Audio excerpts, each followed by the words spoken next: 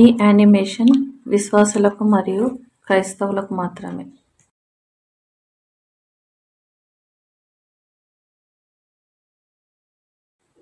దేవునిచే అభిషేకింపబడిన pastor Bob తన సంసారంలో కష్టాలను ఎదుర్కొంటున్న ఒక జంటను కలిశాడు. కౌన్సిలింగ్ మీటింగ్ ముందు పాస్టర్ దేవుని సహాయం కొరకు ప్రార్థించాడు. దేవా, వీరి సంసారంలోని కష్టాలను ఎదుర్కొని మాకు నీ సహాయం కావాలి. దయచేసి పరిశుద్ధాత్మను పంపండి. సంసారంలోని పరిస్థితులకు కావలసిన సమాధానాలను తెలుసుకొని విడిపోకుండా ఉండడానికి సహాయం చేయండి. యేసు నామములో వందనాలు. ఆమెన్.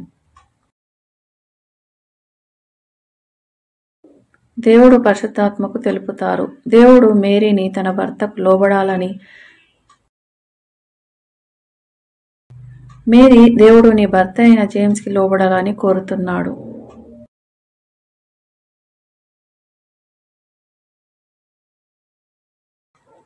ఏమిటి? జేమ్స్కి లోబడాలా? కుదరదు. అందుకే మీ సంసారంలో చిక్కులు వస్తున్నాయి. ఎఫెసీ 5:22 స్త్రీలారా, ప్రభువునకు వలె మీ స్వపురుషులకు లోబడి ఉండుడి అని చెప్పబడి ఉన్నది. నేను సంతోషంగా దేవునికి లోబడతాను, కానీ జేమ్స్ ఎప్పుడూ తప్పులు చేస్తాడు. మేరీ, జేమ్స్ని నీ భర్తగా స్వీకరిస్తున్నావా? అవును, జేమ్స్ని నా భర్తగా అంగీకరిస్తున్నాను. కానీ జేమ్స్ని నీ భర్తగా ఎవరిచ్చారు? దేవుడు. 100% అతన్ని నీ భర్తగా అంగీకరించు. అవును, 100%. దేవుడు పరిశుద్ధాత్మకు తెలియజేస్తారు. జేమ్స్, నీ భార్యను ప్రేమించు. పరిశుద్ధాత్మ బాబ్కి తెలియజేస్తారు. జేమ్స్, నీ భార్యను ప్రేమించాలని నేను కోరుకుంటున్నాను. జేమ్స్, దేవుడు నీకు ఏం చెప్తున్నాడో విను. జేమ్స్, దేవుడు నీవు నీ భార్యను ప్రేమించాలని కోరుకుంటున్నాడు. సరే, నేను అలాగే చేస్తాను. జేమ్స్, నన్ను నిజంగా ప్రేమిస్తున్నావా? అవును, నిన్ను ఎప్పుడూ ప్రేమిస్తున్నాను. నిజమా? నీవొకసారి మేరీ, నేను నిన్ను ప్రేమించట్లేదు అన్నావు. దేవుని ప్రేమించినట్లే నిన్ను కూడా ప్రేమిస్తున్నాను. నాకు కోపం తెప్పించావు, అందుకే ఆ పిచ్చి పని చేశాను.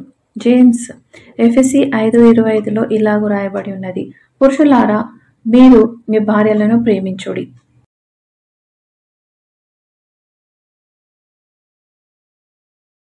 జేమ్స్, ఈమెను నీ భార్యగా ఒప్పుకుంటున్నావా? అవును, 100% మేరీని నా భార్యగా ఒప్పుకుంటున్నాను. దేవుడు పరిశుద్ధాత్మకు తెలియజేస్తారు. బాబ్, నా పిల్లలపైన చేతులుంచి ప్రార్థించాలని కోరుకుంటున్నాను. సహోదర, సహోదరి, మీ ఇద్దరిపైన చేతులుంచి ప్రార్థించాలని ప్రభువు కోరుతున్నారు. దయచేసి ప్రార్థించండి. పరిశుద్ధాత్మ వీరి కోసం శక్తితో ప్రార్థించడానికి బాబ్కి సహాయం చేస్తారు. రోమా 5:5 ప్రకారం దేవుడు ఈ జంట హృదయాలపై పరిశుద్ధాత్మ సహాయంతో ప్రేమను కుమ్మరిస్తాడు.